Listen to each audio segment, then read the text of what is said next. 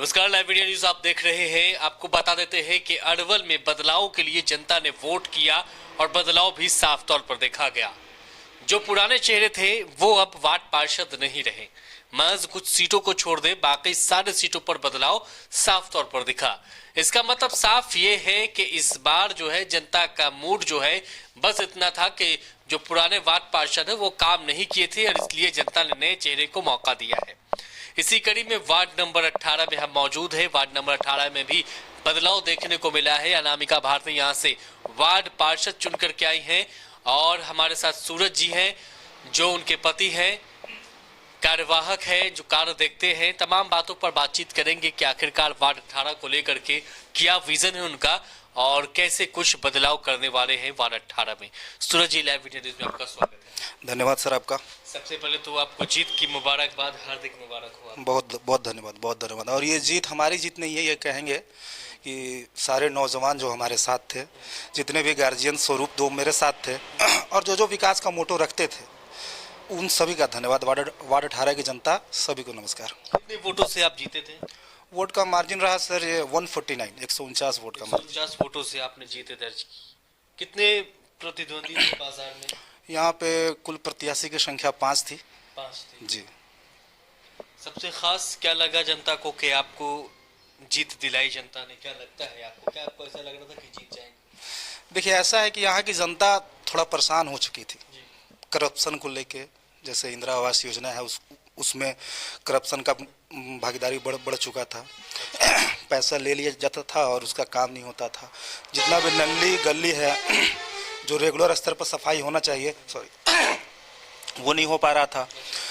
नलियों की स्थिति काफ़ी दयनीय थी, ठीक ना। तो बेसिकली जनता ने सोचा कि एक ऐसा उम्मीदवार को हम चुने, एक ऐसा प्रत्याशी को ले आए जो जनता के बीच में रहकर और एक पढ़ा लिखा शिक्षित व्यक्ति जो काम को भली भांति समझे, गरीब लोगों को समझे कि जो जरूरतमंद है उनको बेसिकली क्या क्या रिक्वायरमेंट्स है। आप समझते हैं भली? जी।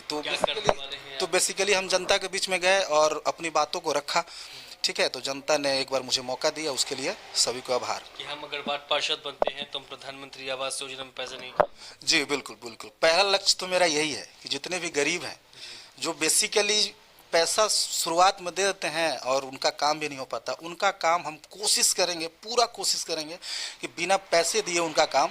ये तो मेरा वचन है, मैं वचन तो दे चुका हूं सबको कि एक पैसा नहीं लूंगा अपने कमीशन के रूप में और उनका काम 100% होगा। अगर वो उनको रिक्वायरमेंट्स है तो, अगर वो ज़रूरतमंद है तो वो आप जांच करेंगे। जी। गलियों में आप साफ सफाई देखेंगे? गलियों में साफ सफाई देखिएगी और समय पर नाले की उड़ाही? बिल्कुल। आप अगर समय मिले तो एक दिन और समय निकालिए, आपको ऐसे ऐसे गलियों में ले चलूंगा जहाँ की स्थिति ऐसी है कि बाहर बैठना मुश्किल है। उस पर आपको काम करना बिल्कुल करना है और काम स्टार्ट हो चुका है। अभी शपथ ग्रहण तो नहीं हुआ है, तो बेसिकली जितना अपने माध्यम से करवा रहे हैं तो करवा रहे हैं, लेकिन बेसिकली शपथ ग्रहण के बाद मेरा ये पूरा कोशिश रहेगा कि जितना नली और गली है साफ सफाई होगा 100%। तो मुख्य चीज़ें आपकी ये है कि सरकार की जो जन कल्याणकारी योजना उसका लाभ जनता को दिलाना है। नली गली की साफ सफाई, स्ट्रीट लाइट की क्या व्यवस्था है? स्ट्रीट लाइट का भी व्यवस्था किया जा रहा है। इस विषय में क्या पहले नहीं था? पहले भी था लेकिन उसको सुचारू रूप से व्यवस्थित नहीं था।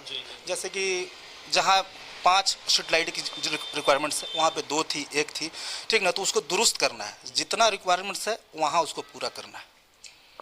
अरवल नगर परिषद के लिए और बेहतर क्या किया जा सकता है? पूरे नगर परिषद की बात करें, बतौर वार्ड पार्षद आप एक जिम्मेदार होंगे। अगर स्टैंडिंग कमेटी के सदस्य भी बनते हैं तो आपकी जिम्मेदारी होगी जी किस नगर परिषद को आगे ले जाए। क्या कुछ बदलाव किया जाना चाहिए? बेसिकली एक अनौपचारिक मीटिंग भी हुई थी हम लोगों को, तो उसमें सारी बिंदुओं पर चर्चा हुआ, जिसमें बेसिकली मुझे लगता है कि अरवल जो मोड़ है वहाँ पे एक सार्वजनिक शौचालय का अति आवश्यकता है। नहीं है सामुदायिक शौचालय है, 2 अभी बन रहा है, लेकिन और इसको बढ़ाने की आवश्यकता है। जी।